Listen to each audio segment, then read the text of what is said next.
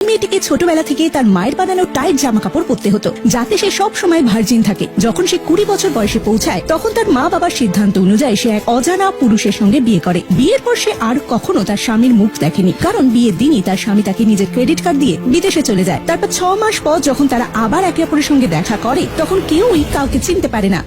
Hello Arjun sir, আমার নাম সোহানী দীক্ষিত। আমার জন্য এটা খুব বড় অপরচুনিটি। তোমার নামটা কি বললে যেন? সুহানী দীক্ষিত। কোন থেকে তুমি? আমার পার্সোনাল অ্যাসিস্ট্যান্ট। হ্যাঁ, পার্সোনাল অ্যাসিস্ট্যান্ট? কাল থেকে শুরু করো। Sure sir.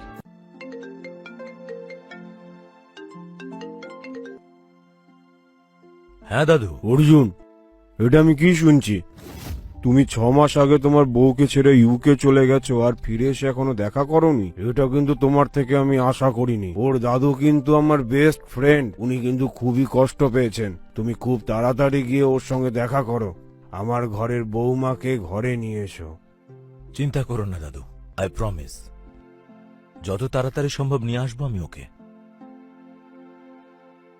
মানব, আমরা যে অকশনে প্যারিস থেকে ডায়মন্ড রিং কিনেছিলাম, ওটাকে এখনই প্যাক করো। যেটার দাম 2 কোটি টাকা নিয়েছিল, তাই তো? ওটাই তো? তোমার কি মনে হয় আমার ওয়াইফ ওই গিফটটা পছন্দ করবে তো?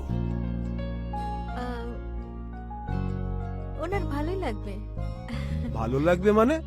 ওইটা 2 কোটি টাকার ডায়মন্ড রিং, ভালো লাগতেই হবে।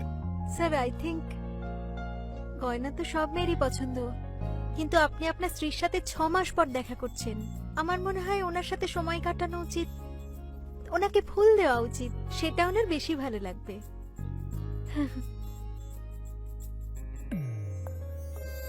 I like that. আমার জন্য কিছু ফ্লাওয়ার্স অ্যারেঞ্জ করতে পারবে? নিশ্চয়ই স্যার।